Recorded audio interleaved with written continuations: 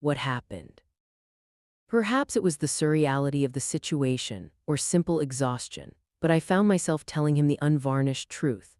The catastrophic equipment failure that poisoned half the guests at the Lakeside Bank Gala, the lawsuits that followed, the supplier who declared bankruptcy leaving me liable, and finally Gavin's abandonment when our assets evaporated. So this morning I needed $40 I didn't have, I concluded, realizing I'd barely touched my food during this recounting.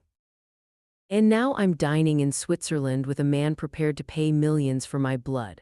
Life is nothing if not unpredictable. Rothschild listened without interruption, his expression inscrutable. When I finished, he was quiet for a moment before responding. "Do you know what I find most interesting about your story, Mrs. Bennet?" he asked finally. "What's that?" "You've lost everything external, your business, your home, your husband.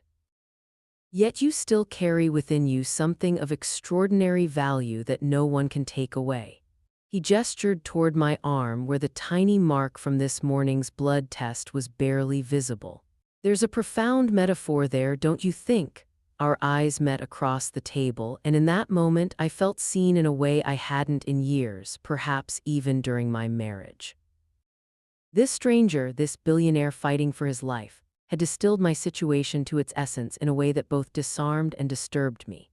"I suppose there is," I agreed quietly, though I'd trade metaphorical profundity for my daughter's college tuition in a heartbeat. He laughed then, a genuine sound that seemed to surprise even him before a slight wince crossed his features. The nurse immediately stepped forward, but he waved her away. "I believe we'll get along well, Mrs. Bennet," he said, composing. "And I suspect our arrangement may benefit us both in ways neither of us yet understands." The first donation took place the following morning in a state-of-the-art room that resembled a spa more than a medical facility. I reclined on a heated leather chair as Dr. Werner's team prepared their equipment with choreographed precision. The process was similar to standard blood donation, but with significantly more monitoring equipment and 2 nurses attending to me at all times. "We'll be taking 1 unit today," Dr. Werner explained, checking the catheter in my arm. "Your comfort and safety are our priority, Mrs. Bennet. If you experience any discomfort, please alert us immediately." I nodded, watching my dark red blood flow through the tube and into a specialized collection bag.